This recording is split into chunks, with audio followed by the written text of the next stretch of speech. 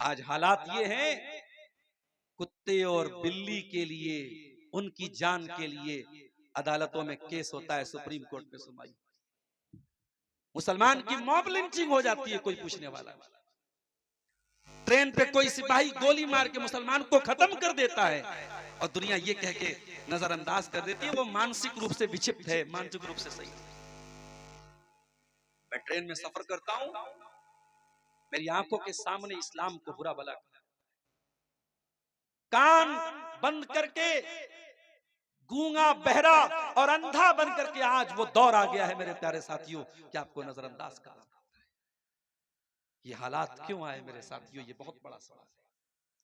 और जब आप इस सवाल का जवाब ढूंढ लेंगे कि ये हालात क्यों आए, तो आपको हल भी मिल जाएगा। बीमारी का रीजन बता दूंगा तो सॉल्यूशन ऑटोमेटिक आप समझ जाएंगे। आइए पहले एक हदीस आपको सुना देता हूं। अल्लाह के प्यारे नबी फरमाते हैं, अबू दाऊद की सही रिवायत है, यूशिकुल उमम अन तदा अलैकुम कमा तदा लकलतु इला कसातिहा। ऐ मेरी उम्मत के लोगों, वो जमाना करीब है जब दुनिया की सारी कौमें तुम पर टूट पड़ेंगी जिस तरीके से खाने वाले प्याले के ऊपर बारी बारी टूट पड़ते हैं। सहाबा ने पूछा, मिन किल्लतिन नहनु यौमइज़िन या रसूल अल्लाह, ऐ अल्लाह के रसूल क्या हमारी तादाद कम होगी उस वक्त? आपने फरमाया नहीं, तुम्हारी तादाद बहुत ज्यादा होगी। वलाकिन्नकुम गुसाउन का गुसाइस सैल, क्वांटिटी तो होगी, क्वालिटी नहीं होगी। तादाद तो बहुत ज्यादा होगी, तुम्हारी तादाद कम नहीं, करोड़ों में तुम्हारी तादाद होगी, लेकिन तुम सैलाब के ऊपर, पानी के ऊपर जो झाग होता है, तुम झाग की तरह बन जाओगे। अल्लाह ताला तुम्हारे दुश्मनों के दिलों से तुम्हारी हैबत को निकाल देगा, तुम्हारा रोबो दबदबा निकाल देगा, और अल्लाह ताला तुम्हारे दिलों में कमजोरी डाल देगा। सहाबा ने पूछा, अल्लाह के रसूल कौन सी कमजोरी डाल देगा? आपने फरमाया, हुब्बुद दुनिया व कराहियतुल मौत, तुम्हें दुनिया से बहुत ज्यादा लगाव और प्यार हो जाएगा, तुम दुनिया पर जान छिड़कने लगोगे, दुनिया से प्यार करने लगोगे। वह कराहियतुल मौत, और मौत से तुमको नफरत हो जाएगी, मौत तुम्हें नागवार लगेगी, मौत को तुम फेस करना नहीं चाहोगे, तुम लंबी उम्र, लंबी जिंदगी हासिल करना चाहोगे, तुम्हें मौत से डर लगने लगेगा। काफिर है तो शमशीर पे करता है भरोसा, मोमिन है तो बेतैग ही लड़ता है सिपाही। इकबाल ने कहा था, कौन सा मोमिन, आज के दौर का मोमिन जो किसी मामूली सी धमकी से डर जाए? मेरे प्यारे साथियों, अल्लाह के नबी फरमा रहे, हुब्बुद दुनिया व कराहियतुल मौत, तुम दुनिया की मोहब्बत में और मौत की नफरत में तुम पिस जाओगे, उसी रंग में तुम रंग जाओगे। एक और हदीस सुनिए, अल्लाह के प्यारे नबी फरमाते हैं, इज़ा तबायातुम बिल ईनती व अखज़तुम अज़नाबल बकरी व रदीतुम बिज़्ज़रई व तरकतुमुल जिहादा। चार चीजों का नाम अल्लाह के नबी ने लिया। इज़ा तबायातुम बिल ईनती, जब तुम कारोबार में चोरी करने लगोगे, फ्रॉड करने लगोगे, 420 करने लगोगे, 2 नंबर के काम करने लगोगे। आजकल हालात ये हैं, किसी मुसलमान से अकाउंट में पैसा लेना मुश्किल है। अकाउंट में पैसा आप ले रहे हैं, क्या पता कि वो कौन सा पैसा आ रहा है। अगर उसका पैसा गलत है, आपका अकाउंट फ्रीज हो जाएगा, अकाउंट में पैसा, सारा पैसा जो आपका फंस जाएगा, ब्लॉक हो जाएगा। कई केस हो चुके हैं मेरी मालूमात। आज मुसलमान के ऊपर भरोसा करने को तैयार नहीं है। साइबर क्राइम में, एटीएम चोरी में मुसलमान का नाम भी आता है। सूदी कारोबार में न मुसलमान पीछे न गैर मुस्लिम पीछे। अपने भाई की जमीन और जायदाद हड़पने में मुसलमान किसी से पीछे नहीं है। इज़ा तबायातुम बिल ईनती, जब तुम कारोबार में फ्रॉड करने लगोगे, व अखज़तुम अज़नाबल बकरी, और तुम गाय की दुम पकड़ करके बैठ जाओगे। क्या मतलब? यानी गाय, बैल, बकरी, मवेशी, दुनिया का माल, बस यही जमा करना तुम्हारा मकसद। वरदीतुम बिज़्ज़री, और जब तुम खेती बाड़ी पर मगन हो जाओगे, मेरे पास इतनी मकई का खेत है, मेरे पास इतना धान पैदा हो रहा है, मेरे पास इतना मखाना पैदा हो रहा है, मैं करोड़ों कमा रहा हूं, बस तुम अपनी खेती पर मगन हो जाओ। वतरक्तुमुल जिहाद, और तुम जिहाद छोड़ दोगे। आज लफ्ज़ जिहाद को गाली बना दिया मीडिया ने, इतना प्रोपेगेंडा किया लफ्ज़ जिहाद का कि जिहाद का लफ्ज़ गाली बना। आज आप सोशल मीडिया पर, आप फेसबुक वगैरह पर देखिए, मुसलमानों का नाम नहीं लेते हैं ये इस्लाम से नफरत करने वाले, डायरेक्ट बोलते जिहादी जिहादी जिहादी।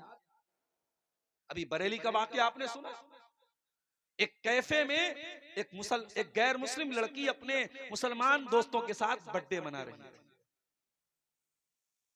अब उन मुसलमान दोस्तों को भी क्या कहा जाए, वो बेचारे स्कूल और कॉलेज में जो पढ़ते हैं तो सोचते हैं कि हम तो मादर पिदर आजाद हो गए, माँ बाप ने पढ़ने के लिए भेजा, वहां वो पार्टी मना रहा है, हमें गैरों से क्या शिकवा है। आज हमारे बच्चे, हमारी बच्चियां तालीम के नाम पे क्या कर रहे हैं कॉलेजों में, आप जाके देखिए, जरा डॉक्टरों से के पास जाके पता लगाइए, मुसलमान जवान लड़कियां जाकर के डॉक्टरों के पास एबॉर्शन करवा रही हैं, उनके पेट में पलने वाले नाजायज बच्चों को खत्म करवा रही हैं। ये हमारी तालीमी इदारों का और हमारे बड़े बड़े कॉलेजों और यूनिवर्सिटियों का। अल्लाह माफ करे मेरे प्यारे साथी। वज़ा में तुम हो नसारा तो तमद्दुन में हुनूद, ये मुसलमान है जिन्हें देख के शर्माए। गैर मुस्लिम लड़की थी, उस लड़की के मुसलमान लड़कों से दोस्ती, बर्थडे की पार्टी कर रहे थे। इस्लाम में कोई बर्थडे की पार्टी नहीं। मन तशब्बह बिकौमिन फहुवा मिनहुम, जो किसी कौम की नकल करेगा उन्हीं में से रहेगा। बच्चे से बहुत प्यार है, पैदा हो जाए 7वें दिन अकीका करा, 7वें दिन अकीका नहीं करवाएंगे। मौलवी साहब क्या बताएं, मेरी बहन बहुत दूर रहती है, बहनों ही बहुत दूर रहते हैं। अरे अल्लाह के बंदे, तू अकीका 7वें दिन कर दे, दावत बाद में दे दे। दावत देने के लिए पूरी जिंदगी पड़ी, अकीका पे दावत देना लाजिम थोड़ी है, जरूरी थोड़ी है। असल चीज है कि जानवर ज़बा होना चाहिए। अकीका नहीं करेंगे साहब, बर्थडे खूब मनाएंगे। होटलों में चले जाओ, मुसलमान अपने बच्चे को लेके आता है और केक लगी है और केक के ऊपर मोमबत्ती लगी है और हैप्पी बर्थडे टू यू हो रहा है। करने वाला भी मुसलमान, बच्चा भी मुसलमान, माँ बाप भी मुसलमान। हम ये कहते हैं मेरे भाई, अपने बच्चों को तुम रोज केक खिलाओ, हमें केक पर एतराज नहीं। अपने बच्चों को रोज प्यार करो, प्यार पर एतराज नहीं। एतराज है ये बर्थडे मनाने का जो चलन है, ये जो कल्चर है, ये इस्लाम का कल्चर नहीं। मेरे नबी से ज्यादा कोई बच्चों से प्यार करता था? मेरे नबी तो बच्चों से इतना प्यार करते थे, अल्लाहु अकबर। हजरत अनस बिन मालिक का छोटा भाई जिसका नाम अबू उमैर था, जब अल्लाह के नबी हजरत अनस के घर में आते थे, उम्मे सुलैम के घर में आते थे, वो छोटा सा बच्चा था, अल्लाह के नबी उसे लाड करते थे, प्यार करते थे। उस छोटे से बच्चे के पास एक चिड़िया थी, बच्चा चिड़िया से खेला करता था। एक दिन अल्लाह के नबी हजरत अनस के घर आए, देखा बच्चा बड़ा उदास बना हुआ है। आपने पूछा, ऐ उम्मे सुलैम, तुम्हारा बच्चा आज उदास क्यों है? इसके चेहरे पर खुशी क्यों नहीं है? इसके चेहरे पर वो रौनक क्यों नहीं है? कहा, अल्लाह के नबी, जो चिड़िया इसने पाली थी वो चिड़िया मर गई, उसका इंतकाल हो गया। चिड़िया के मरने पर ये बच्चा गमगीन है। हम और आप होते, बच्चे का मामला था, चिड़िया का मामला था, नजरअंदाज कर देते। ओ लोगों, हमें नबी भी कितना प्यारा मिला है, वो बच्चों के साथ अल्लाह के नबी उनके हिसाब से उनको खिलाया करते थे।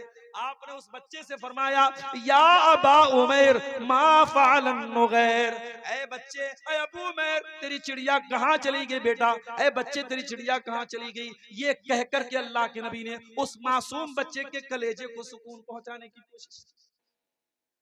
अगर ये बर्थडे मनाना कोई अच्छी चीज होती, मेरे नबी ने अपनी बेटियों का भी बर्थडे मनाया होता। नबी की 9 बीवियां हैं और आप जितना अपनी बीवी से प्यार करते हैं उससे कहीं ज्यादा जनाब मोहम्मद रसूलुल्लाह सल्लल्लाहु अलैहि वसल्लम अपनी बीवियों से प्यार। आपने तो कभी एनिवर्सरी नहीं मनाई, आपने तो कभी अपनी बीवियों को जो है शादी की सालगिरह पर उनको कोई गिफ्ट नहीं दिया। भाई रोज गिफ्ट दो, रोज गिफ्ट दो, हर महीने गिफ्ट दो, कोई मसला नहीं है। एनिवर्सरी मनाना, और ये काम वो करे जो बेचारा सीने पर हाथ मारता है, पूछो क्यों बात हो भाई, नबी की सुन्नत। इमाम कहता है गैरिल मग़दूबि अलैहिम वलद्दालीन, ये पीछे से कहता आमीन। तूने क्यों जोर से आमीन कहा? कहता है नबी जोर से आमीन कहते। रमजान का महीना आया, दुनिया 20 रकात तरावी पढ़े, लेकिन हमारा अहले हदीस 8 पढ़ता है। क्यों पढ़ते हो भाई? नबी ने 8 पढ़ी थी। नबी की इतनी सुन्नतें तुझे याद है, नमाज की एक एक अदा तू नबी से सीख रहा है। तुझे एनिवर्सरी मनाते हुए शर्म नहीं आई? तुझे बर्थडे मनाते हुए शर्म नहीं आई? तुझे फादर्स डे मनाते हुए शर्म नहीं आई? तुझे मदर्स डे मनाते हुए शर्म नहीं आई? ये हमारा कल्चर नहीं है मेरे प्यारे साथी, ये इस्लाम का कल्चर नहीं है, ये मोहम्मद रसूलुल्लाह का कल्चर नहीं है मेरे प्यारे साथी। तो मैं अर्ज ये कर रहा था कि अल्लाह के नबी ने फरमाया जब तुम जिहाद को छोड़ो, ये जिहाद क्या है? ये कोई गाली नहीं है मेरे प्यारे साथी। बदी के खिलाफ, बुराई के खिलाफ, सरकशी के खिलाफ, शैतानियत के खिलाफ हर तरीके के स्ट्रगल और संघर्ष का नाम जिहाद है। बुराई के खिलाफ हर तरीके की लड़ाई का नाम जिहाद है। वो जबान से भी हो सकती है, वो तलवार से भी हो सकती है, वो स्टेज के जरिए भी हो सकती है, वो जंग के मैदान में भी हो सकती है, वो कागज और कलम से भी हो सकती है। तो नबी ने फरमाया तुम जिहाद छोड़ दो। क्या मतलब? यानी तुम्हारे अंदर दीन के लिए कुर्बानी देने का जज्बा खत्म हो जाएगा, दीन के लिए मरने मिटने का जज्बा तुम्हारे अंदर से खत्म हो जाएगा। तुमको सिर्फ अपनी रोजी रोटी की पड़ी होगी, अपनी दुनिया की पड़ी होगी, अपनी खेती की पड़ी होगी। जब ये 4 काम तुम करोगे, कारोबार में फ्रॉड करोगे, अपनी गाय की दुम पकड़ के बैठ जाओगे, अपनी खेती बाड़ी पर मगन हो जाओगे और अल्लाह की राह में तुम जिहाद करना बंद कर दोगे। ये 4 काम जब तुम करोगे तो क्या होगा? सल्लल्लाहु अलैकुम ज़ुल्ला, अल्लाह ताला तुमको जलील कर देगा। तुम जलील हो जाओगे, इतने जलील हो जाओगे कि तुम्हारे मुल्क का हर चीफ मिनिस्टर सोचेगा कैसे मुसलमान को दबा दिया। आज तो होड़ लगी है साहब, आज तो होड़ लगी कि कौन मुसलमानों के खिलाफ कितनी नफरत भरी बातें बोल सकता है। तो नबी ने फरमाया जब तुम इन 4 काम करोगे अल्लाह जलील कर देगा। और ये जिल्लत कब दूर होगी? हत्ता तरजिउ इला दीनिकुम, जब तक तुम अल्लाह ताला के दीन की तरफ पलटोगे नहीं, जब तक तुम अल्लाह ताला के दीन की तरफ लौटोगे नहीं। ओ मेरे प्यारे भाइयों, आओ मैं आपको वो चीजें बता रहा हूं, वो बुनियादी बातें बता रहा हूं जो हमारी बर्बादी का कारण बनी है। सबसे पहली चीज, हमारी सबसे बड़ी पूंजी तौहीद थी मेरे प्यारे साथियों। जब हमने तौहीद को गंवा दिया, जब अल्लाह को छोड़ के गैरों के दर पे जाके हम सर झुकाने लगे, कोई गरीब नवाज बन गया, कोई दाता बन गया, कोई गौसे आजम बन गया, कोई दस्तगीर बन गया, हमने बुजुर्गों की कब्रों पे जाके सजदा करना शुरू कर दिया, हमने तौहीद का जनाजा जब हमने निकाल दिया, मेरे प्यारे भाइयों जब तौहीद को हमने छोड़ दिया तो वहीं से हमारी जिल्लत का बाप शुरू हो गया। अल्लाह कुरान में कहता है सूरह नूर के अंदर, वादल्लाहुल्लज़ीना आमनू मिनकुम व अमिलुस्सालिहाति लयस्तखलिफन्नहुम फिल अर्दी कमस्तखलफल्लज़ीना मिन क़ब्लिहिम। ए ईमान वालो, अल्लाह का तुमसे वादा है, अल्लाह तुमको जमीन में खलीफा भी बनाएगा और अल्लाह ताला तुमको जमीन में इख्तिदार भी अता फरमाएगा। वला युमक्किनन्ना लहुम दीनुहुमुल्लज़ी इर्तज़ा लहुम, अल्लाह ताला तुम्हारे दीन को दुनिया में गालिब भी कर देगा। वला युबद्दिलन्नहुम मिन बादि खौफिहिम अमना, और अल्लाह ताला तुमको दुनिया में चैन और शांति भी अता करेगा। शर्त क्या है? याबुदूननी ला युशरिकून बी शैया, मेरे बंदो तुम सिर्फ मेरी इबादत करना, मेरी इबादत में किसी और को शरीक मत करना, शिर्क मत करना। और ये शिर्क, ये इतना बड़ा पाप है कि अल्लाह कुरान में कहता है, इन्नहु मन युशरिक बिल्लाहि फक़द हर्रमल्लाहु अलैहिल जन्नह व मअवाहुन नार व मा लिज़्ज़ालिमीन मिन अंसार। जो अल्लाह के साथ शिर्क करेगा वो हमेशा हमेशा जहन्नम में रहेगा, उसका जन्नत में जाना पॉसिबल नहीं है। जो शिर्क करके जाएगा और तौबा किए बगैर मर जाएगा, जो शिर्क की हालत में मर जाएगा वो कभी जन्नत में नहीं जाएगा। आज मुसलमान को पता ही नहीं कि तौहीद क्या है, शिर्क, कि कोई भी नारा लगा सकता है, कहीं पर भी सर झुका सकता है। और अल्लाह ताला रहमत नाजिल फरमाए मौलाना अल्ताफ हुसैन हाली, उन्होंने 100 साल पहले जो बात कही थी, 100 साल गुजर गए हिंदुस्तान के इतिहास में, मगर मौलाना हाली का ये शेर आज भी जिंदा है और बिल्कुल सटीक बैठ रहा है। क्या कहा था उन्होंने? करे गैर गरबुत की पूजा तो काफिर, कवाकिब में माने करिश्मा तो काफिर, झुके आग पर बहरे सजदा तो काफिर, जो ठहराए बेटा खुदा का तो काफिर, मगर मोमिनों पर कुशादा है राहें, परस्तिश करें शौक से जिसकी चाहे, नबी को जो चाहे खुदा कर दिखाएं, इमामों का रुतबा नबी से बढ़ाएं, मजारों पे जा जा के नजरें चढ़ाएं, शहीदों से जा जा के मांगे दुआएं, न तौहीद में कुछ कमी इससे आए, न इस्लाम बिगड़े न ईमान जाए। मुसलमान का अकीदा इतना कमजोर हो गया। आज कितनी मज़ारें हैं। अभी बनारस में मैं एक मज़ार पर गया, एक कब्र पे गया, छोटी सी कब्र, किसी बाबा के नाम से वो कब्र थी। मैंने पूछा कि भाई ये बाबा की कब्र यहाँ पे इनके नाम से कई कब्र है, तो लोगों ने कहा कि हाँ, कहीं पर उनका खून गिरा था, कहीं उनका हाथ था, कहीं उनका सर था, तो हर जगह बाबा की कब्र है। कौन ओरिजिनल कब्र है ये भी नहीं मालूम, सब बाबा की कब्र है, सब पे चादर चढ़ रही है, सब पे मुरादे मांगी। अल्लाह के पल्ले में वहदत के सिवा क्या है। शायर कहता है अल्लाह के पल्ले में वहदत के सिवा क्या है, लेना है हमें जो कुछ ले लेंगे मोहम्मद से। ओ लोगों, तुमने तौहीद का मतलब ही नहीं समझा, तुमने तौहीद का जनाजा निकाल। तौहीद तो ये है कि जल जाओ, मर जाओ, कट जाओ, मगर अल्लाह के सिवा किसी और के आगे सर न झुके, ये हाथ उठे तो अल्लाह के आगे। अरे तौहीद तो ये है। इस्लाम में माँ का बहुत बड़ा मकाम है, माँ से बढ़ के किसी का मकाम दुनिया में नहीं है मेरे प्यारे साथियों। आपके तमाम रिश्ते एक तरफ है और माँ एक तरफ है, लेकिन माँ का पैर छूने की और झुकने की इजाजत इस्लाम में नहीं। जनाजे की नमाज हो रही है, सामने जनाजा रखा हुआ है, हर नमाज में रुकू हो रहा है, हर नमाज में सजदा हो रहा है, मगर जनाजे की नमाज में कोई रुकू नहीं है, कोई सजदा नहीं है, ताकि दुनिया को यह मैसेज न चला जाए कि इस्लाम मुर्दों के आगे सजदा करने को। हमारा दीन तौहीद वाला है मेरे साथ। जब तक हम तौहीद पर कायम थे, हम ला इलाहा इल्लल्लाह की राह पर चलते थे, हमारा सर एक अल्लाह के आगे झुकता था, मेरे प्यारे साथियों, उस वक्त तक दुनिया में कामयाब। जब हमारे अंदर शिर्क आ गया, कब्र परस्ती आ गई, और ये वही कब्र परस्ती थी जिससे मना किया था अल्लाह के नबी ने अपनी आखिरी वक्त। अल्लाह के प्यारे नबी अपनी वफात के टाइम ये फरमा के गए थे, लानल्लाहुल यहूद वन नसारा इत्तखज़ू क़ुबूर अंबियाइहिम मसाजिद। अल्लाह की लानत तो यहूद और नसारा के ऊपर, उन्होंने अपने नबियों की कब्रों को सजदा करने की जगह बना लिया। जब नबियों की कब्रों पर सजदा करना शुरू कर दिया तो अल्लाह की लानत बरसी थी यहूद और नसारा पर। वो काम आज मुसलमानों ने किया, उन्होंने तो नबियों के साथ किया था। मुसलमान तो नबियों को क्या, वलियों, और वली भी नहीं है, जानवरों तक की कब्रें बना के वहां पे मुसलमान जाके सजदा। तौहीद की हिफाजत करो मेरे साथ।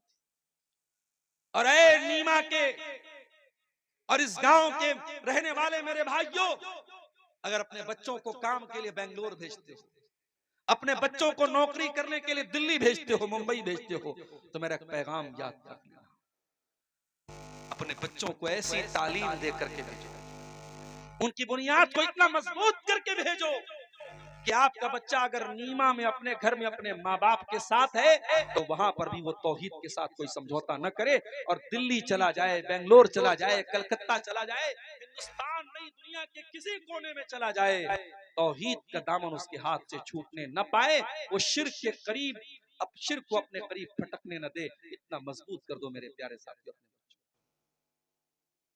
इसीलिए इब्राहीम अलैहिस्सलाम दुआ करते अल्लाह ताला से, क्या कहते हैं, वजुनुबनी व बनिया अन्नाबुदल अस्नाम।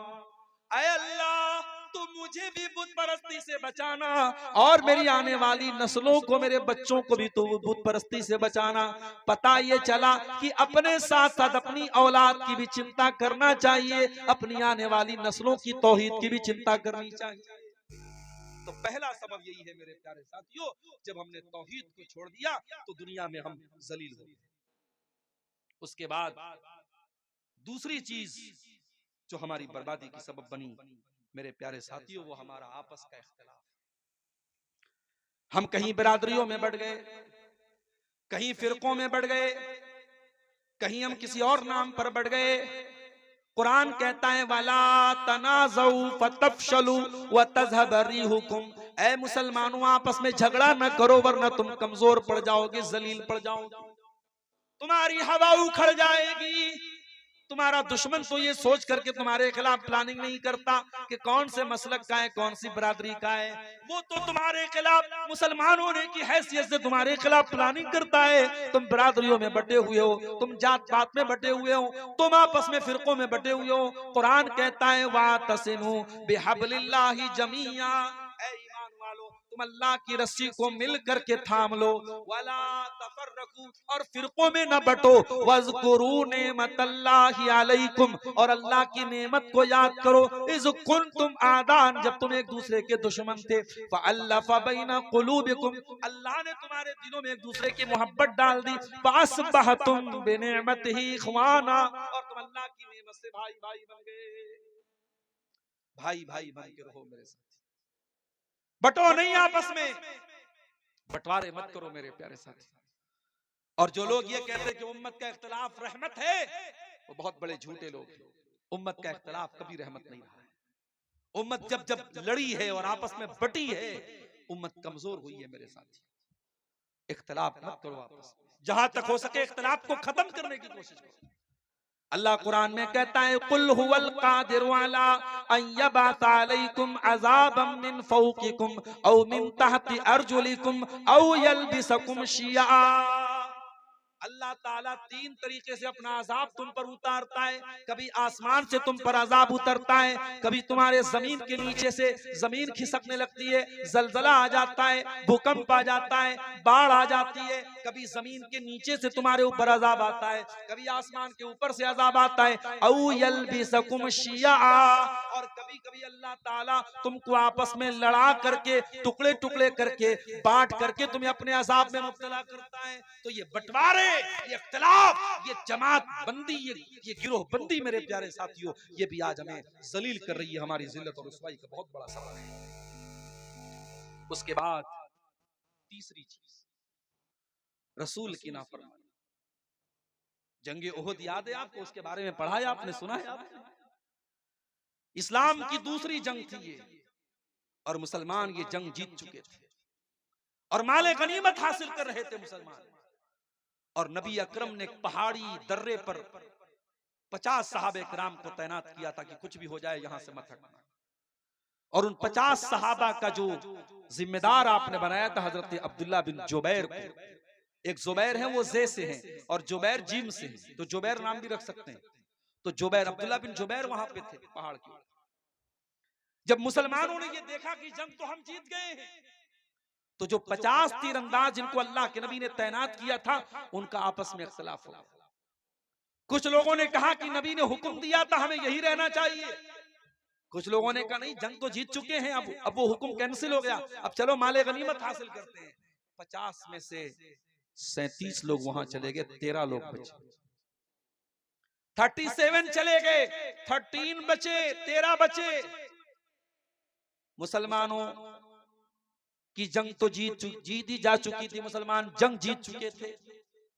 काफिरों का लश्कर भाग रहा था और काफिरों के लश्कर में कमांडर थे जिनका नाम खालिद बिन वलीद था।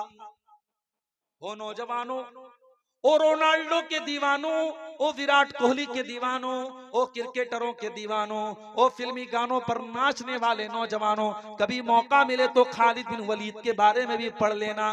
पढ़ नहीं सकते तो यूट्यूब पर जाके सुन लेना, और सुन नहीं सकते तो किसी आलिम से जाकर के पूछ लेना कि खालिद बिन वलीद कौन थे।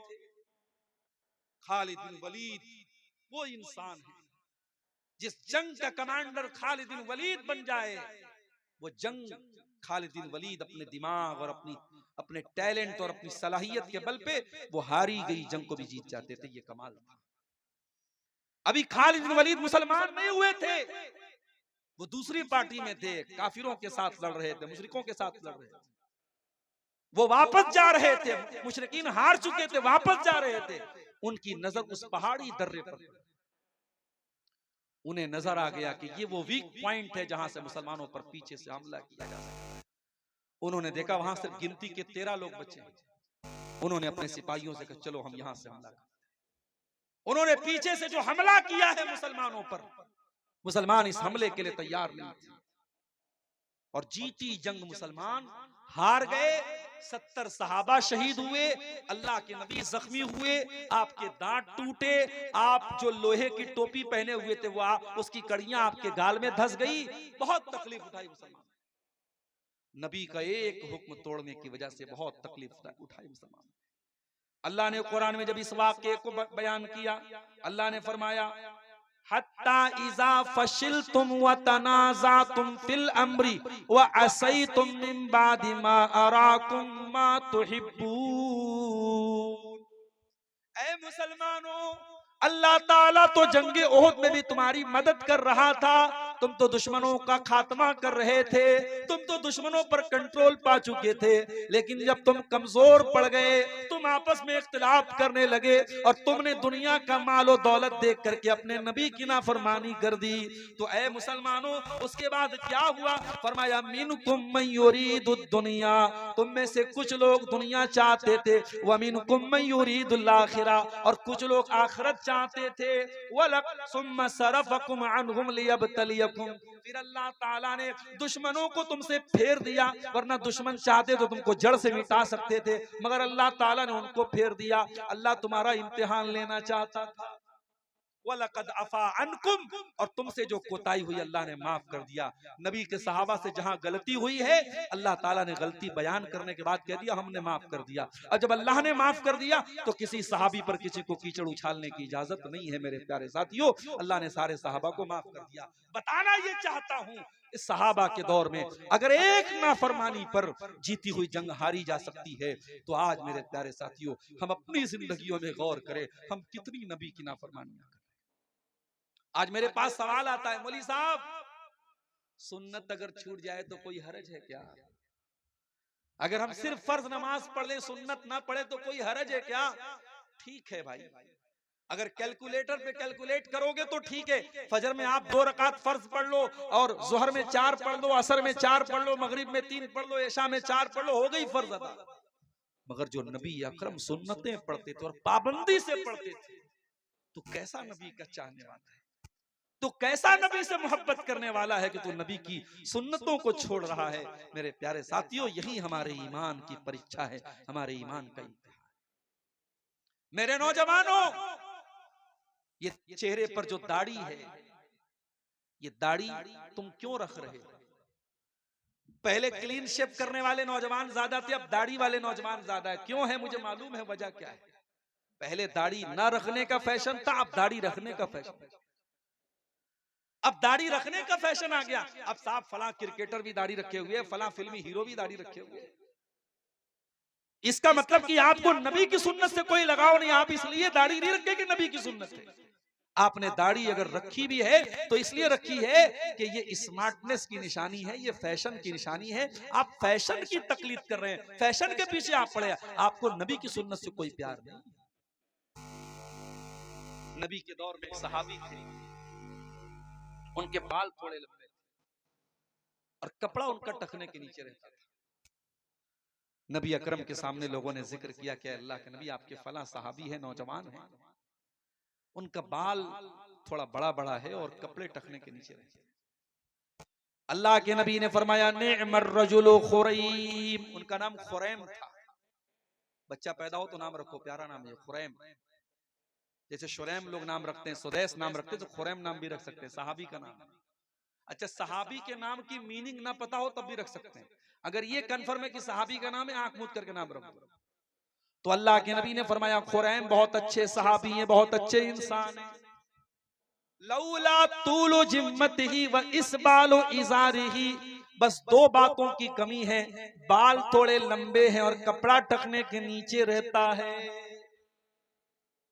हजरत खुरैम रज़ी अल्लाह ताला अन्हु को किसी ने बताया, ऐ खुरैम, आज नबी के सामने तेरा नाम लिया गया और नबी ने तेरी तारीफ की, तेरी प्रशंसा की, तेरी शान में नबी ने अच्छी बातें कही, मगर नबी ने कहा खुरैम बहुत अच्छा इंसान है, बस दो चीजों की कमी है, खुरैम के बाल बड़े लंबे लंबे और खुरैम का कपड़ा टखने के नीचे रहता है, ये दो कमी है, पूरी कर ले तो खुरैम बहुत अच्छा इंसान है। खुरैम अपनी बीवी से पूछने नहीं गए कि मैं लंबे बाल में अच्छा लगता हूं कि छोटे बाल में। खुरैम अपनी बीवी के पास जाके नहीं बोले कि मैं मेरा कपड़ा टखने के नीचे रहता, तुझे अच्छा लगता है कि नहीं लगता है। अगर नबी को अच्छा नहीं लगता है, बात खत्म। खुरैम ने कैंची उठाई, बाल छोटा किया और कपड़ा टखने के ऊपर करके उतना कपड़ा काट दिया। मेरे प्यारे साथियों, ये नबी के सहाबा। आज हम जो जलील और खार हैं, वो इसीलिए खार हैं क्योंकि हम नबी की सुन्नतों से पीछे हैं, हम नबी की नाफरमानी कर रहे हैं। और कान खोल करके सुन लो, जब जिंदगी में नबी की नाफरमानी आएगी तो रोना पड़े। नबी के सहाबा ने हजरत उस्मान गनी के दौर में जब उन्होंने जजीरे कब्रस पर हमला किया और उसको फतह किया तो मुसलमानों में खुशी की लहर उठी, मुसलमानों ने नारे तकबीर लगाया, सारे लोग तो खुशी के मारे खुश थे। एक आदमी रो रहा था, ये रोने वाला कौन था? ये हजरत अबू दरदा थे। अबू दरदा अंसारी थे, ये नबी के बुजुर्ग सहाबी थे, इनकी आंखों में आंसू बह रहे थे। लोगों ने कहा अबू दरदा, ये तो खुशी का मौका है, ये तो नारे लगाने का मौका है, ये तो खुशियां मनाने का मौका है। अय अबू दरदा, आप क्यों रो रहे हैं, क्या बात है? ये तो खुश होने का मौका है, आपकी आंखों में आंसू क्यों हैं? कहा है लोगों, आज इन लोगों ने अल्लाह ताला की नाफरमानी की है, इन्होंने अल्लाह से बगावत की है, तो अल्लाह ने हमको इनके ऊपर गालिब कर दिया है। आज ये शिकस्त खा गए, आज ये जलील हो गए और अल्लाह ने हमको गालिब कर दिया। मुझे वो दौर याद आ रहा है, मुझे वो हालात याद आ रहे हैं जब मुसलमान भी अल्लाह की नाफरमानी करने लगेंगे तो मुसलमानों को अल्लाह ताला जलील कर देगा। मुझे वो घड़ी याद आ रही है, इसलिए मेरी आंखों से आंसू बह रहे हैं। मेरे प्यारे साथियों, जब आप रसूल की नाफरमानियां करेंगे तो जिल्लत और रुसवाई हमारे और आपके मुकद्दर में आएगी। और आगे बढ़िए, चौथी चीज, हमारी जिल्लत की चौथी वजह क्या है? हमें दुनिया में जिंदगी गुजारने के लिए भेजा गया था, हमें दुनिया के जरिए आखिरत की तैयारी करने के लिए भेजा गया था। हमें ये पाठ पढ़ाया गया था, जुमा की नमाज में हर जुमा को हम ये पाठ पढ़ते हैं, बल तुसिरूनल हयातद दुनिया वल आखिरतु खैरुन व अबका। है मेरे बंदो, तुम आखिरत को भूल न जाना, तुम दुनिया की रंगीनियों में खो करके कहीं जन्नत को भूल न जाना, कहीं जहन्नम को भूल न जाना। हम दुनिया की जमीनों के पीछे पड़ गए, दुनिया की जायदादों के पीछे पड़ गए, जबकि हमारा ईमान और अकीदा है, हम जानते हैं सब ठाट पड़ा रह जाएगा जब लाद चलेगा बंजारा। ये जमीनें यही छोड़ के जाना है, ये जायदादें यही छोड़ के जाना है, 2 गज जमीन में हम सबको दफन हो जाना है। हम जन्नत की जमीन पाने के लिए कोई कोशिश नहीं करते। वो जन्नत जिसके बारे में अल्लाह के नबी ने फरमाया कि जन्नत में एक कोड़ा रखने की जगह, यानी जन्नत में 1 स्क्वायर फीट का एरिया दुनिया की तमाम नेमतों से बेहतर है। मेरे प्यारे साथियों, हम दुनिया परस्त बन गए, दुनियादार। हमारे नबी की जिंदगी उठा के देखो, शायर कहता है, सलाम उस पर जो उम्मत के लिए रातों को रोता था, सलाम उस पर जो फर्शे खाक पर जाड़े में सोता था, सलाम उस पर कि जिसके घर में चांदी थी न सोना था, सलाम उस पर के टूटा बोरिया जिसका बिछौना था। हमारे नबी ने कभी दुनिया की दौलत और दुनिया के ऐशो आराम के पीछे आप नहीं भागे। आप चाहते तो सोने चांदी के ढेर लगा सकते थे, आप चाहते तो आलीशान मदीना में अपना महल बनवा सकते थे, मगर मेरी प्यारी माँ बहनों, जरा नबी की बीवियों के हालात जाके पढ़ लेना। नबी की बीवियों ने बड़े छोटे छोटे कमरों में जिंदगी गुजार दी। आज तुम्हारे घर में वॉशिंग मशीन भी आ गया, तुम्हारे घर में गैस का चूल्हा भी आ गया, सर्दी के मौसम में हीटर भी आ गया, चाय बनाने के लिए इलेक्ट्रिक केतली भी आ गई, आयरन करने के लिए इलेक्ट्रिक आयरन भी आ गया। दुनिया की सारी नेमतें तुमको मिल चुकी हैं, लेकिन फिर भी मेरी प्यारी बहनों, आज भी तुम्हारी जबान पर अल्लाह का शुक्र नहीं है। आज भी तुमसे पूछा जाए तो कुछ ना कुछ तुम कमी निकाल दो। कभी गौर करो कि नबी की बीवियों ने कैसी जिंदगी गुजारी। हजरत आयशा से पूछा गया, ऐ आयशा, ऐ नबी की बीवी, अल्लाह के रसूल की जिंदगी कैसी गुजरा करती थी? फरमाया, ऐ मेरे भांजे उर्वा, अल्लाह के नबी की जिंदगी ऐसी गुजरा करती थी कि 2-2 महीने गुजर जाया करते थे। वमा यूक़दु फी अबियाति रसूलिल्लाह सल्लल्लाहु अलैहि वसल्लम अन्नार, और अल्लाह के रसूल के किसी घर में चूल्हा नहीं जलता था। अल्लाह के नबी के घर वाले खजूर खा करके और पानी पी करके गुजारा कर लिया करते। वो आरामदेह गद्दों पे सोने वालों, ओ सर्दियों में बड़े मोटे मोटे कंबल और रजाइयों में लपेट करके सोने वालों, तुम्हारे नबी को कभी गद्दा नसीब न हुआ। तुम्हारे नबी तो टूटी चटाई पे लेटा करते थे, और जब गद्दा ऑफर किया गया, जब आपके नबी को आरामदेह गद्दा ऑफर किया गया, आपके नबी ने क्या जवाब दिया? फरमाया, माली वली दुनिया, ओ लोगों मेरा दुनिया से क्या लेना देना है? मा अना इल्ला कराकिबिन, मैं तो दुनिया में एक मुसाफिर की तरह हूँ, मैं तो दुनिया में एक मुसाफिर की तरह आया हूँ। इस्तज़ल्ला तहत शजरतिन, जो किसी पेड़ के नीचे आराम करने के लिए आता है, थोड़ी देर आराम करता है, सुम्मा राह फतरकहा, और फिर अपनी मंजिल की तरफ चला जाता है। मैं दुनिया में परमानेंट नहीं आया हूं। ये पैगाम आपके नबी ने आपको दिया है मेरे प्यारे साथी, ये पैगाम हमने भुला दिया, ये मैसेज हमने भुला दिया। दुनिया हाय दुनिया, हाय दुनिया, हमारी जिंदगी दुनिया की, सुबह से लेके शाम तक दुनिया के लिए जीते और मरते, जबकि ये दुनिया अल्लाह के नबी की नजर में कैसी थी और अल्लाह की नजर में कैसी थी मेरे साथ।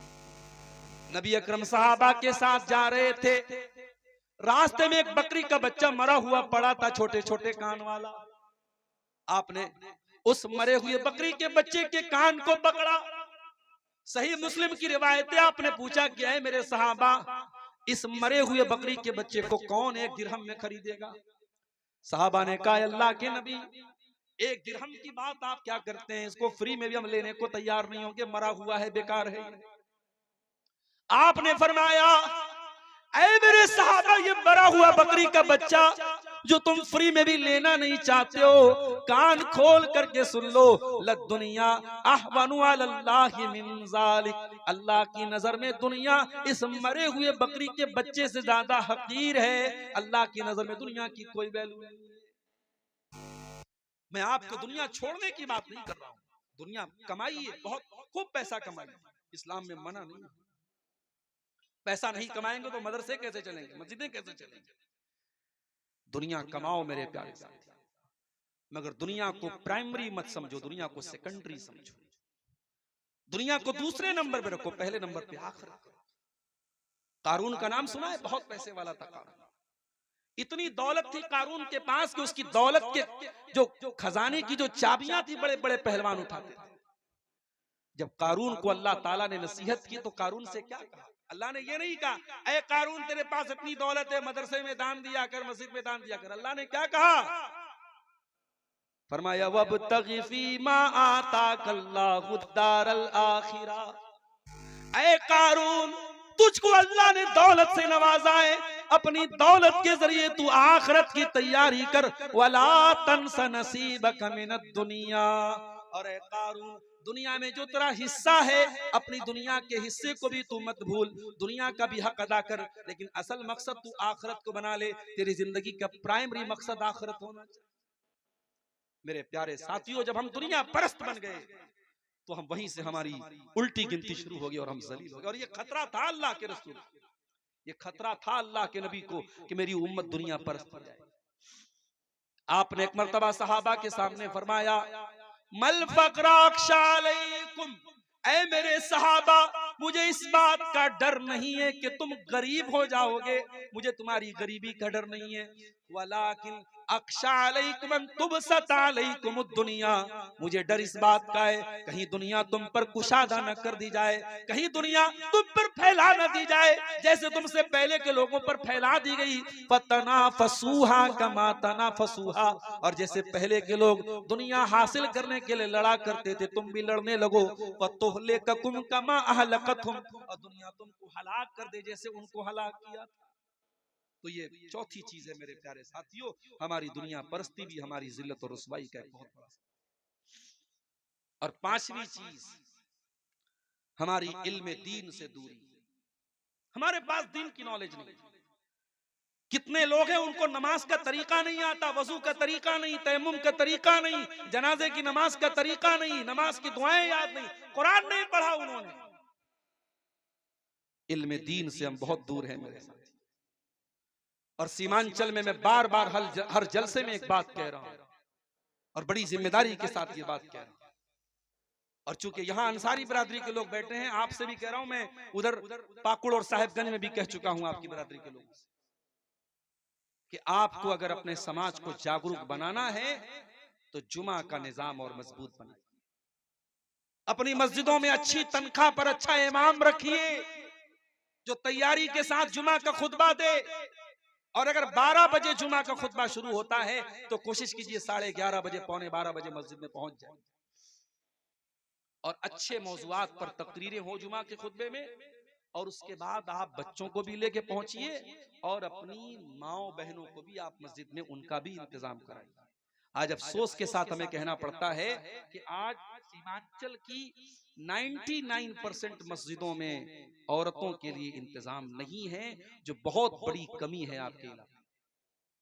आप जलसों में औरतों का अरेंजमेंट करते हैं, बगैर औरतों के जलसा नहीं होता है, लेकिन आपकी मस्जिदों में हाँ उनका मुकम्मल पर्दे का इंतजाम कीजिए। जो औरत आए मुकम्मल पर्दे में आए, उनका दरवाजा अलग रखिए, एंट्री अलग रखिए, मगर रखिए आप।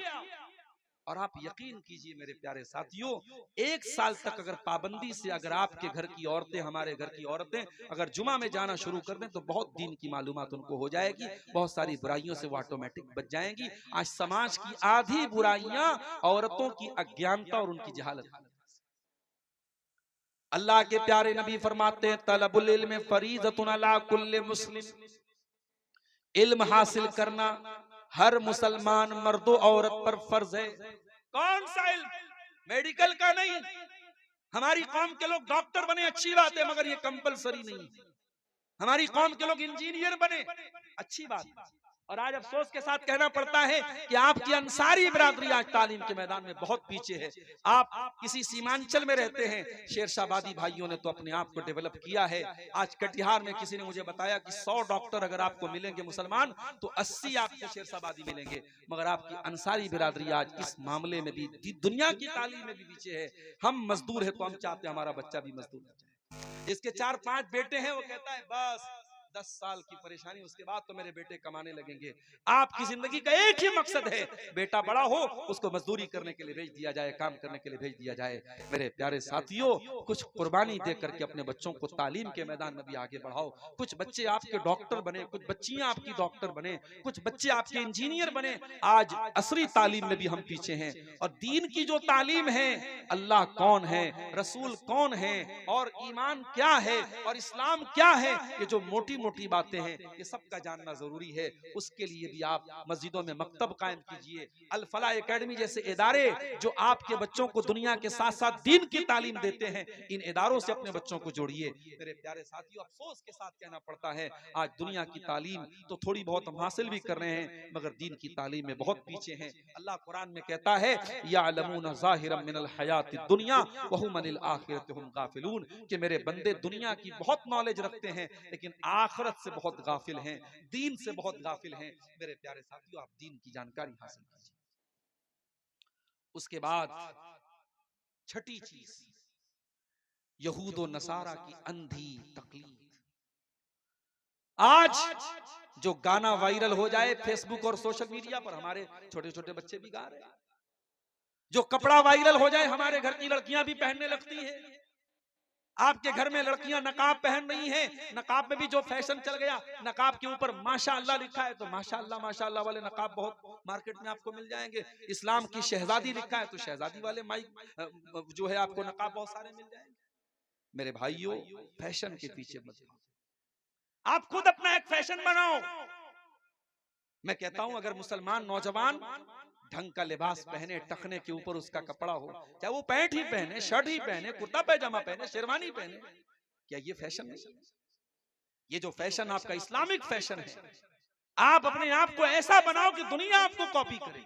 दुनिया को कॉपी मत करो मेरे प्यारे साथी। अल्लाह के प्यारे नबी फरमाते हैं, लतत्तबिउन्ना सुनन मन कान क़ब्लकुम शिब्रम बिशिब्रिन व ज़िराअम बिज़िराइन। तुम अपने से पहले के लोगों के तरीके पर चलोगे। अगर वो एक बित्ता चलेंगे तो तुम एक बित्ता चलोगे। बित्ता बूझ रहे हैं ना, समझ रहे हैं ना? एक बित्ता चलेंगे तो तुम भी एक बित्ता चलोगे, एक हाथ चलेंगे तो तुम भी एक हाथ चलोगे। हत्ता लौ सलकू जोरा ज़ब्बिन, और अगर वो किसी जानवर के बिल में चले जाएंगे तो तुम भी बिल में चले जाओगे। Happy new year. मेरे फेसबुक पर भी 2-4 लोग मुसलमान जुड़े हैं किशनगंज के और कहां के, देखा साहब वो हैप्पी न्यू ईयर मना रहे हैं। हैप्पी न्यू ईयर मना रहे हैं। हैप्पी न्यू ईयर क्यों मना रहे हो भाई? बेगाने की शादी में अब्दुल्ला क्यों दीवाना हो रहा है? ना आपका कैलेंडर है ना आपका। अब चलो ठीक है, आपके मुल्क में यही कैलेंडर चल रहा है, आप तारीख उसी में लिख रहे हो, नोट करो, कोई बात नहीं, लेकिन आप नया साल मना रहे हो। इस्लाम में कोई नया साल मनाने का कॉन्सेप्ट नहीं। इस्लाम तो हमें ये तालीम देता है कि हर गुजरते हुए साल के साथ हम अपने आप को इवेलुएट करें, अपने आप को एनालाइज करें, अपना तज्जिया करें, अपने आप को जांचें परखें कि हमारे अंदर क्या कमी है, क्या कोताही है, हमारी नेकियों में इजाफा हुआ कि नहीं हुआ, हमारी कमियों में दूरी हुई कि नहीं हुई। हम तो साहब नया साल मना रहे हैं, तो हम दूसरों की नकल न करें मेरे प्यारे साथियों। और उसके बाद 2 चीजें और बयान करके बात खत्म कर रहा हूं। औरतों का बिगाड़ भी एक बहुत बड़ी वजह है हमारी कौम की तबाही और बर्बादी के पीछे। आज हमारी औरतें, माफ कीजिएगा, मैं तो जिम्मेदार मर्दों को ही मानता हूं। अगर हमारी कौम की बेटियां आज बेहया हुई हैं तो ऐसा नहीं है कि मर्द हजरात वो दूध के धुले। अगर लड़की बेपर्दा घूम रही है तो उस बेपर्दा लड़की को घूरने वाले और देखने वाले मर्द हजरात ही हैं। अगर लड़की किसी के साथ भागी है तो जिसके साथ भागी है वो कोई लड़का ही है। ताली एक हाथ से नहीं बजती है मेरे प्यारे साथी। समाज अगर दूषित हुआ है, समाज अगर खराब हुआ है, हम सिर्फ औरतों को भी जिम्मेदार करार नहीं दे सकते, हम सिर्फ मर्दों को भी जिम्मेदार करार नहीं दे सकते। आज हमारी घर की औरतें जो बेपर्दगी हमारे यहाँ आई है, जो महरम गैर महरम का फर्क हमारे यहाँ मिटा है, जो देवर भाभी के बीच में जो सीमाएं होनी चाहिए वो सीमाएं क्यों नहीं है, जो जीजा साली के बीच में जो हदें होनी चाहिए वो हदें क्यों नहीं है, हमारे घर में पर्दे का माहौल क्यों नहीं है। हमारी जवान होने वाली बेटी जब घर से निकलती है तो बेपर्दा क्यों निकलती है? उसको टाइट किस्म के कपड़े कौन ला के दे रहा है? उसे बाइक पर घुमाने बेपर्दा कौन जा रहा है? अकबर इलाहाबादी ने बिल्कुल सही कहा, बेपर्दा नजर आई कल जो चंद बीबियां, अकबर जमी में गैरत कौमी से गड़ गया। पूछा जो उनसे आपका पर्दा वो क्या हुआ? कहने लगी कि अक्ल पे मर्दों। मेरी प्यारी माओ बहनों, मैं आपको भी यही संदेश देना चाहता हूं, आप अगर नकाब में निकलती हैं, पर्दे में निकलती हैं तो अपने पर्दे की लाज रखना। दुनिया आपके पर्दे को जब देखती है तो दुनिया आपके पर्दे को इस्लाम से जोड़ती है, और जब आप नकाब पहन करके कोई गलत काम करेंगी तो दुनिया ये नहीं कहेगी कि लड़की ने किया, दुनिया कहेगी इस्लाम की मानने वाली लड़की ने किया। ओ मेरी प्यारी माँ बहनों, अपने नकाब की लाज रखना, अपने पर्दे की लाज रखना, अपने हिजाब की लाज रखना, अपने हिजाब की इज्जत का ख्याल रखना। अपने घर से जब भी निकलना तो नकाब और पर्दे में निकलना, और जब तक ये पर्दा है तुम्हारे अंदर तो सिर्फ एक ड्रेस इसको मत समझना। ये पर्दा एक कल्चर बताता है जो इस्लाम का कल्चर है। ये पर्दा दुनिया को ये मैसेज देता है कि आप इज्जतदार घर से आपका ताल्लुक है। और नौजवान लड़कों से कहना चाहूंगा कि अपनी निगाहों को नीची करके चलो। जमाना बहुत खराब है, बहुत बेहयाई फैल गई है, मगर अल्लाह ताला के आपको हिसाब देना पड़ेगा कि तुमने अपनी निगाहों को बेबाक कर दिया, क्यों तुमने अपनी निगाहों को आवारा छोड़ दिया। इन आंखों से गलत चीजों को अगर देखते हो तो ये आंखों का जिना है, अपनी आंखों को जिना से बचा लेना। इंस्टाग्राम और स्नैपचैट पर बेहुदा वीडियोस देखने वाले नौजवानों, अपनी आंखों के साथ साथ अपने शरीर को और अपनी जवानी को बर्बाद मत करो। कहीं ऐसा न हो कि ये गंदी चीजें देखते देखते तुम इस कदर कमजोर हो जाओ कि एक वो दिन आए कि जब तुम शादी के काबिल भी न बचो, तुम बीवी बच्चों के काबिल भी न बचो, तुम्हारी जिंदगी से रौनकें खत्म हो जाएं, तुम्हारी जिंदगी से खुशियां। और आखिरी बात बयान करके मेरे प्यारे साथियों, मैं आपसे इजाजत लूंगा, वक्त काफी ज्यादा हो गया, सर्दी का मौसम है, मैं तबीयत की नासाजी के बावजूद काफी देर से आपके सामने खिताब कर रहा हूं। एक आखिरी पॉइंट पर बात खत्म करता हूं। आज हमारी जो जिल्लत और रुसवाई है मेरे प्यारे साथियों, उसमें एक बहुत बड़ी वजह तवक्कुल की कमी है। हमें अल्लाह की मदद पर यकीन नहीं है, हमें अल्लाह की तकदीर पर यकीन। याद रखो, हम मुसलमान हैं और मुसलमान जिन चीजों पर ईमान रखता है उसमें से एक अल्लाह की तकदीर है। हमें अल्लाह की तकदीर पर भी हमारा ईमान है, हमारा ये अकीदा है, कुल लन युसीबना इल्ला मा कतबल्लाहु लना। हमें नहीं पहुंच सकती कोई मुसीबत जब तक अल्लाह हमारे मुकद्दर में न लिख दे। अगर अल्लाह ने कोई मुसीबत हमारे मुकद्दर में लिख दी तो दुनिया की कोई ताकत हमें बचा नहीं सकती, और अल्लाह ने अगर बचाना लिखा है तो दुनिया की कोई ताकत हमें वो मुसीबत दे नहीं सकती। तवक्कुल करो, अल्लाह की जात पर यकीन करो, पक्के ईमान वाले बनो। अगर तुम्हारा ईमान पक्का होगा अल्लाह तुम्हें रुसवा नहीं करेगा। मेरे प्यारे साथियों, मैंने खुतबे मसनूना के बाद जो आयत पढ़ी थी उस आयत में यही पैगाम आपको दिया गया है, या अय्युहल्लज़ीना आमनू इन तंसुरुल्लाह यंसुरकुम व युसब्बित अक़दामकुम। ऐ ईमान वालो, जब तुम अल्लाह के दीन की मदद करोगे तो अल्लाह तुम्हारी मदद करेगा और अल्लाह तुम्हें साबित कदम रखेगा, अल्लाह तुम्हारे कदम को मजबूत रखेगा, अल्लाह तुम्हें टूटने नहीं देगा, बिखरने नहीं देगा। याद करो अपने नबी के दौर के हालात। कभी आपके नबी गारे सौर में थे और दुश्मन बिल्कुल करीब पहुंच चुका था और आपके नबी ने अपनी जबान से कहा था हजरत अबू बकर सिद्दीक से, ला तहज़न इन्नल्लाह माना, ऐ अबू बकर डरो नहीं, अल्लाह हमारे साथ है। कभी हजरत मूसा अलैहिस्सलाम ने कहा था अपनी कौम से, इन्ना मई रब्बी सयहदीन, मेरा अल्लाह मेरे साथ है, वो जरूर कोई ना कोई रास्ता निकालेगा। कभी इब्राहिम अलैहिस्सलाम ने कहा था जब अपनी कौम को छोड़ के जा रहे थे, इन्नी ज़ाहिबुन इला रब्बी सयहदीन, मेरा रब जरूर कोई ना कोई रास्ता निकालेगा।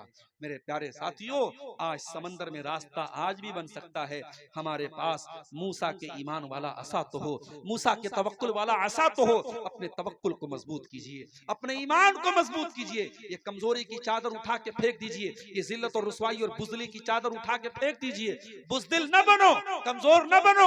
और मेरे नौजवानों, मैं आपको मैसेज देता हूं, ताकतवर बनो, जिम जाओ, शरीर को भी ताकतवर बनाओ, सुबह जल्दी उठो, फजर की नमाज में उठो, अल्लाह के साथ अपना ताल्लुक मजबूत करके ईमान वाली ताकत भी पैदा करो, जिस्मानी ताकत भी पैदा करो, पढ़ लिख करके तालीम की ताकत भी पैदा करो, हर एतबार से ताकतवर बनो।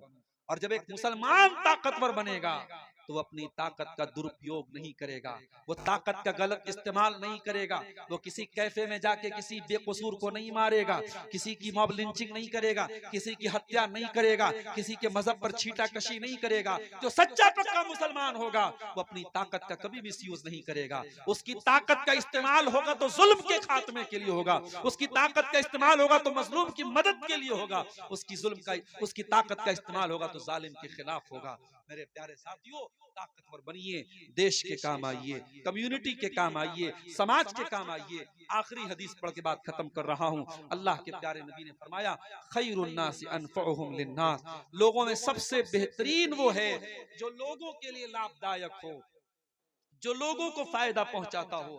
आप देखिए आपकी जात से समाज को क्या फायदा पहुंच रहा है। मेरे प्यारे साथियों, ये असबाब ज़वाल उम्मत के मौजू पर चंद बातें आपके सामने रखी गई, इस उम्मीद के साथ कि हम अपनी कमजोरियों को टटोलेंगे, अपने गरेबानों में झांकेंगे और इन कमियों को दूर करके हम अपनी इस्लाह करेंगे। रब्बुल आलमीन से दुआ है, इलाही आलमीन हमें ईमान की ताकत से और अमल की ताकत से अल्लाह ताला हमें माला माल कर दे, हमारी कमजोरियों पर हमें काबू पाने की तौफीक अता फरमाए। इलाही आलमीन हमारे नौजवानों की हिफाजत फरमाए, हमारी खवातीन की हिफाजत फरमाए। अल्लाह इस इदारे को, अल फलाह एकेडमी को और माद उबई बिन काब आपको अल्लाह ताला और तरक्की अता फरमाए। जो असहाब खैर इस इदारे का इन इदारों का ताउन कर रहे हैं, अल्लाह उन्हें मजीद इन इदारों को मजबूत करने की तौफीक अता फरमाए। अल्लाह हमें अपने बच्चों को दीनी तालीम और दुनियावी तालीम दोनों मैदानों में आगे ले जाने की तौफीक अता फरमाए। रब्बुल आलमीन जब तक हमें दुनिया में जिंदा रखे, इस्लाम पर जिंदा रखे और हमारा खात्मा ईमान पर हो। आमीन व आखिरु दावाना अनिल हम्दुलिल्लाहि रब्बिल आलमीन। वस्सलामु अलैकुम व रहमतुल्लाहि। शुक्रान जज़ाकुमुल्लाहु खैरन। बिल्लाहि मिनश शैतानिर रजीम। बिस्मिल्लाहिर रहमानिर रहीम। कुंतुम खैरा उम्मतिन उखरिजत लिन्नास तअमुरूना बिल मारूफ व तनहौना अनिल मुनकर व तु'मिनूना बिल्लाह। वक़ाल तआला फी मक़ामिन आखर या अय्युहल्लज़ीना आमनू इन तंसुरुल्लाह यंसुरकुम व युथब्बित अक़दामकुम।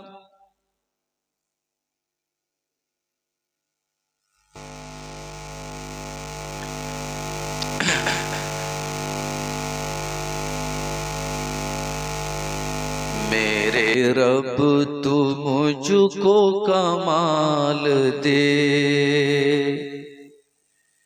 मुझे रंजो गम से निकाल दे।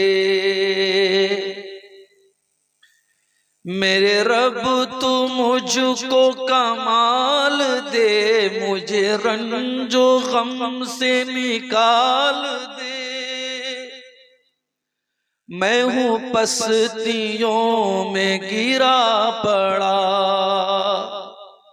मुझे रहमतों से उछाल दे।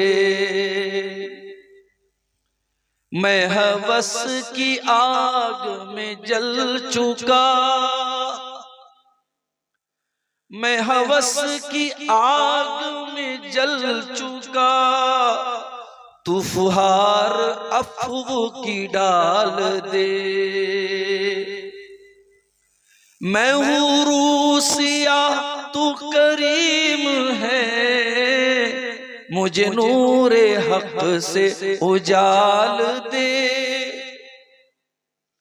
तेरे वास्ते ही जीऊं मरूं, तेरे वास्ते ही जीऊं मरूं। मेरी फिक्र में वो उबाल दे। कोई शर न मुझको पहुंच सके, कोई शर न मुझको पहुंच सके। मुझे अपने जिक्र की ढाल दे। तेरे दीन की जिन्हें फिक्र हो, मुझे ऐसे अहलो अयाल दे।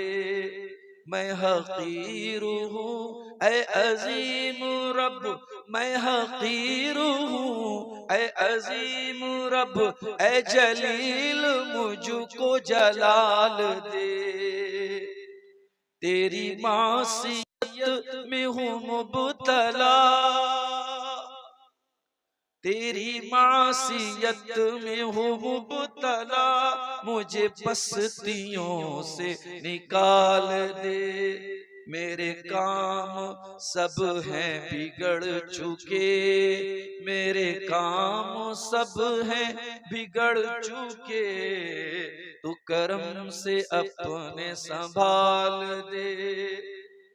तू जो खुश तो मुझको नहीं गरज, तू जो खुश तो मुझको नहीं गरज। तू उरूज दे कि ज़वाल दे। तेरा बंदा ज़ाहिद बेनवा, तेरा बंदा ज़ाहिद बेनवा, तेरा बंदा ज़ाहिद बेनवा। इसे बंदगी का जमाल दे। मेरे रब तू मुझको कमाल दे, मुझे रंजो गम से निकाल दे। सदर मोहतरम उलमाए किराम, मुहतरम बुजुर्गों, नौजवान साथियों,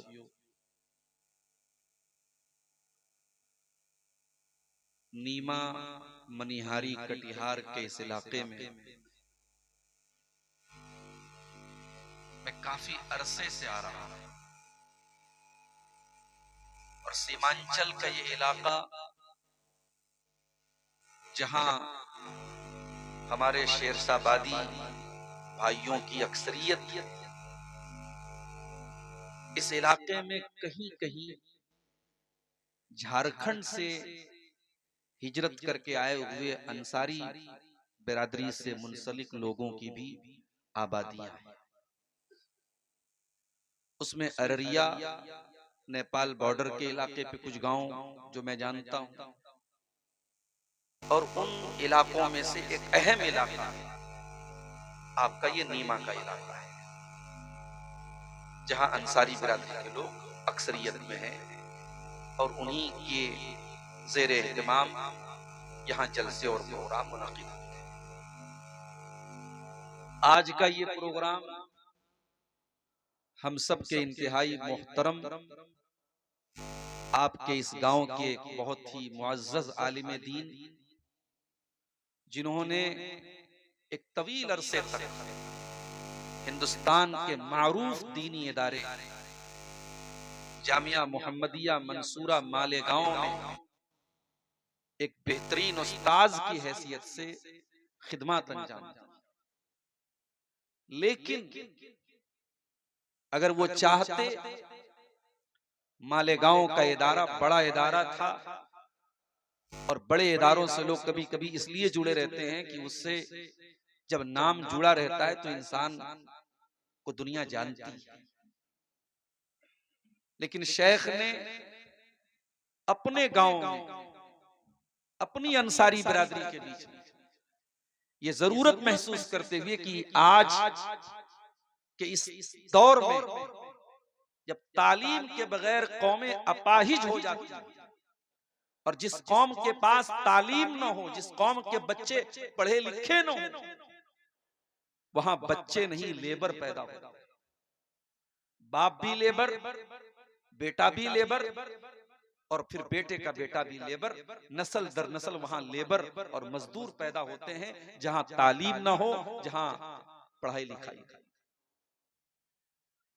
कौम के दर्द को महसूस करते हुए हम सब के इंतहाई मोहतरम शेख मंजूर साकिब तैमी हफिज़हुल्लाह ने अपने गांव में एक स्कूल कायम किया, और स्कूल का जो सिलेबस रखा, जो निसाबे तालीम रखा, वो बिल्कुल मदरसे और स्कूल को मिला करके, जहां इंग्लिश की, हिसाब की, हिंदी की भी तालीम हो, बिहार बोर्ड से उसको उसका एफिलिएशन भी कराया, उसको बिहार बोर्ड के साथ उसको जोड़ा भी, ताकि यहां से बच्चे पढ़े तो उनकी डिग्री काम में आए, और साथ में दीनियात को भी रखा, ताकि बच्चा जब स्कूल से पढ़ के निकले या बच्ची पढ़ के निकले तो उसके पास दीन की बुनियादी बातें भी हों, उसके पास कुरान और हदीस की बुनियादी मालूमात भी।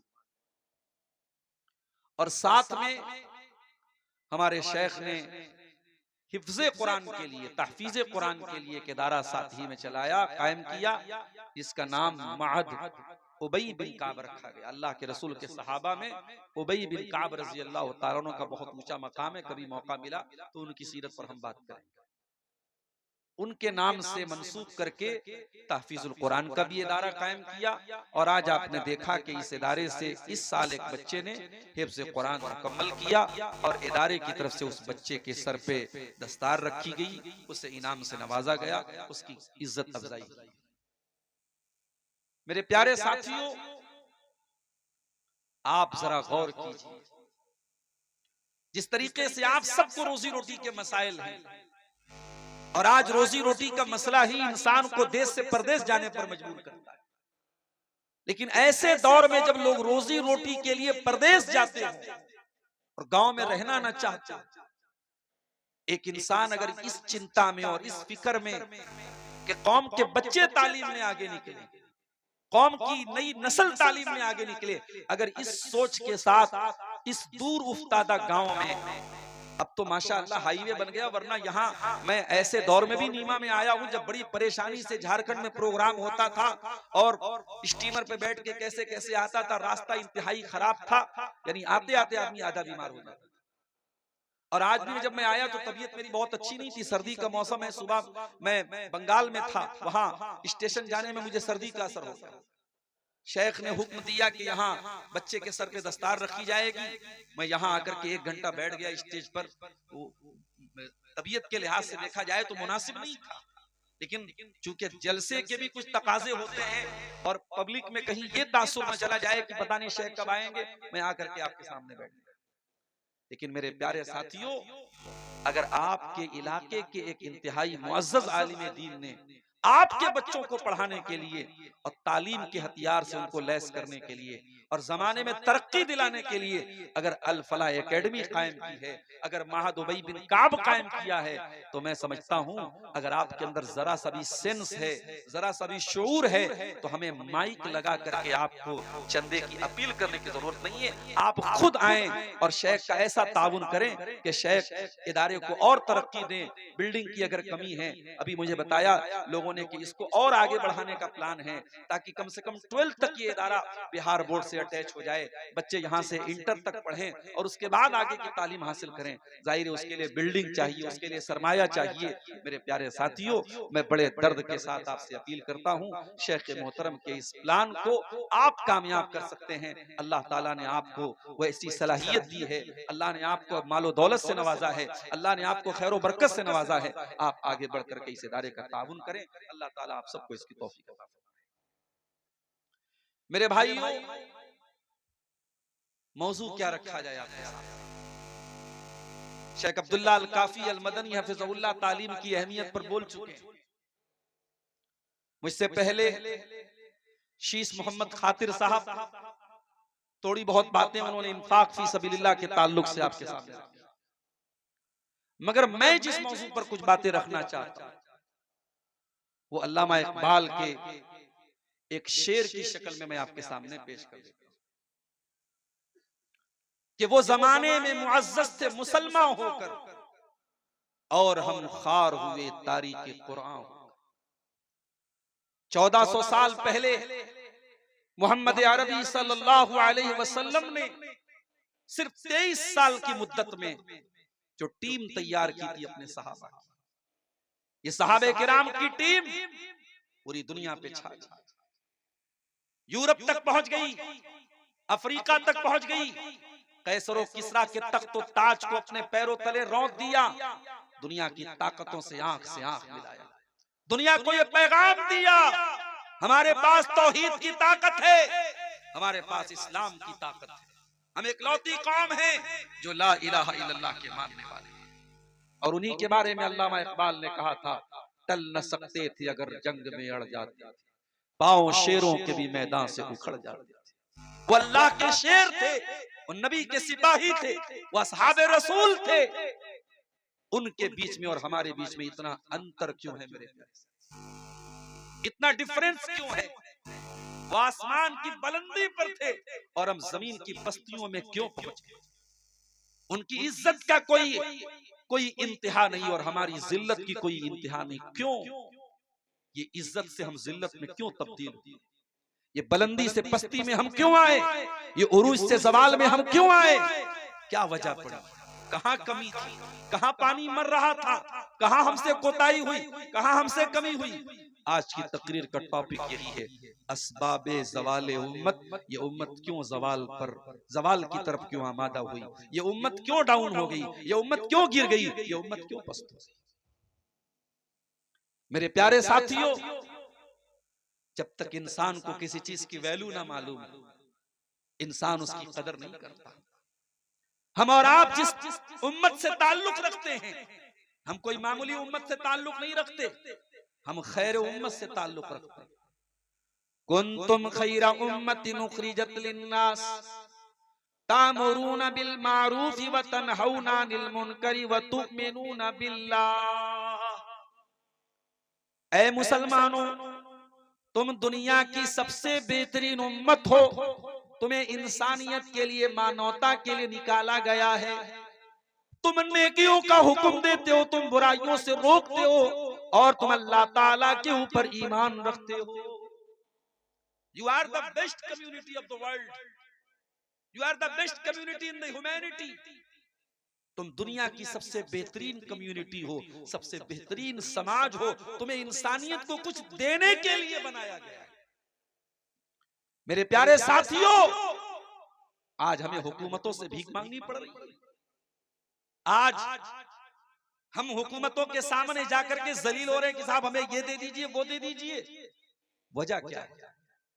अरे अपने आप को रिक्वायरमेंट बनाओ, रिक्वायर्ड मत बनाओ।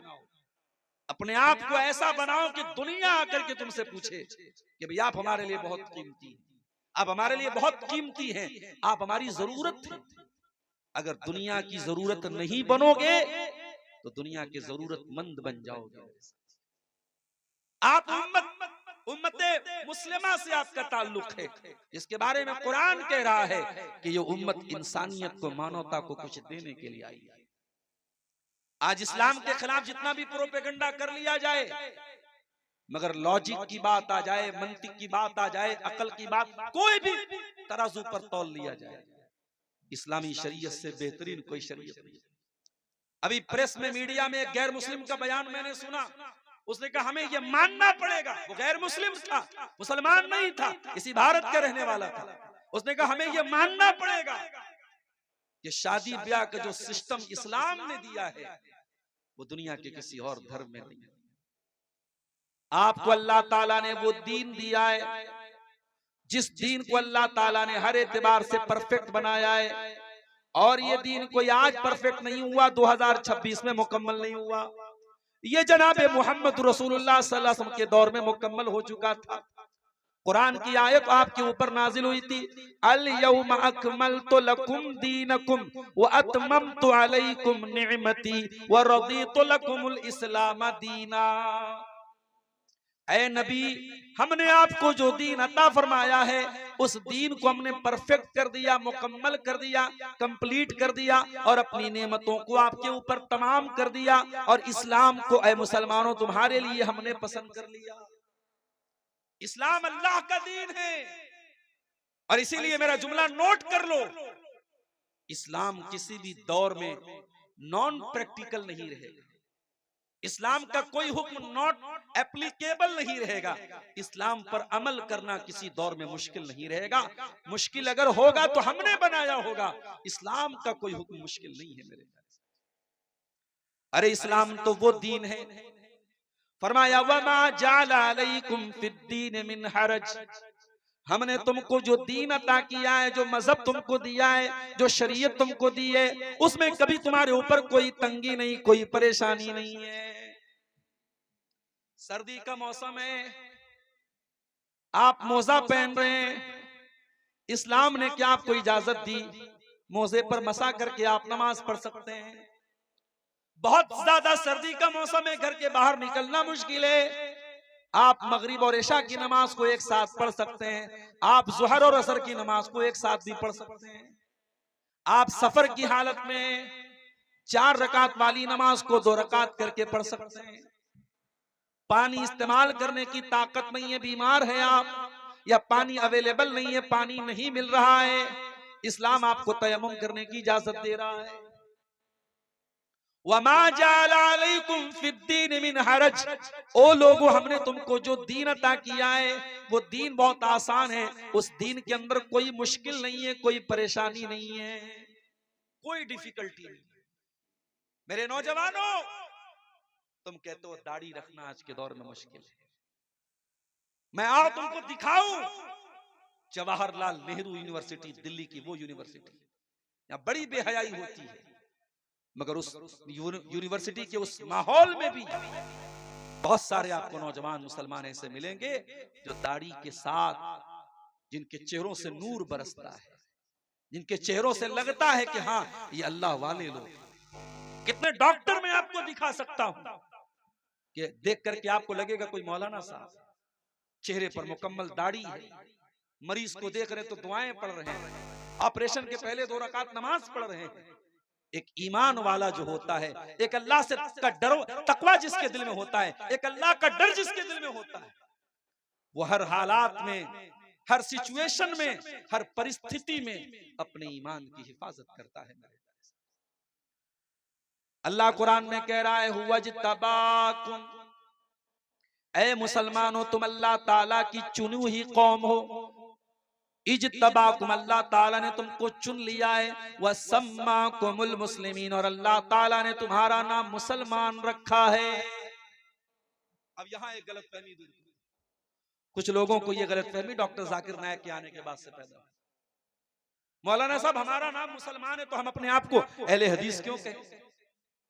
ठीक है भाई, कोई आपसे आपका रिलीजियन पूछे तो आप यही बताओ कि हम मुसलमान हैं। कोई आपसे पूछे कौन से धर्म को मानते हो, कौन से मजहब को मानते हो, आई एम मुस्लिम, मैं मुसलमान हूं, नो डाउट। लेकिन अगर आपसे पूछे कि कौन से मुसलमान, तो आपको बताना पड़ेगा कि मैं कुरान और हदीस पे चलने वाला हूं, मैं सलफी हूं, मैं कुरान और हदीस पर को मानने वाला हूं, मैं शरीयत के ऑथेंटिक सोर्सेस को मानने वाला हूं। जब तक मार्केट में नकली घी नहीं मिलता था, आप दुकान पर जाते थे, भाई साहब 1 किलो घी दे दीजिए, दुकानदार आपको घी दे देता था। जब मार्केट में नकली घी आने लगा तो आपको बताना पड़ा, भाई साहब हमें 1 किलो देसी घी दे दीजिए। आपको देसी का लफ्ज बढ़ाना पड़ा। जब ये इख्तिलाफ नहीं था, ये फिरके नहीं थे, ये जमातें नहीं थी, सहाबा ने अपने आप को कुछ नहीं कहा। लेकिन जब खवारिज पैदा हो गए, जब मुअतज़िला पैदा हो गए, जब शिया पैदा हो गए, तो सहाबा ने कहा सुनो, हमारा नाम अहलुस सुन्ना वल जमा है, हमारा नाम अहलुल हदीस है, हमारा नाम अल असरी है, हमारा नाम अस-सलफी है, हम कुरान और सुन्नत पर चलने वाले हैं, हम नबी की सुन्नत पर चलने वाले हैं। तो अल्लाह ने आपका नाम मुसलमान रखा है, लेकिन आपके सिफाती नाम आपकी क्वालिटी के हिसाब से अलग अलग हो सकते हैं। मिसाल के तौर पे आप मुसलमान हैं, लेकिन किसी ने पूछा भाई बरादरी क्या, आपने कहा मैं अंसारी हूं, किसी ने कहा मैं शेरशाहबादी हूं, किसी ने पूछा आप कौन से इलाके से ताल्लुक रखते हैं, आपने कहा मैं बिहार का रहने वाला हूं, मैं बोलता मैं बनारस का यूपी का रहने वाला हूं। तो ये जो सिफात होती है, जो एट्रीब्यूट्स होते हैं, जो विशेषताएं होती हैं, ये हो सकती हैं, सिफाती नाम रखने में कोई हर्ज नहीं। तो हम मुसलमान हैं मेरे प्यारे से, हमें अल्लाह ताला ने बहुत ऊंचा मकाम दिया, लेकिन आज हम कहां पहुंच गए मेरे प्यारे साथ।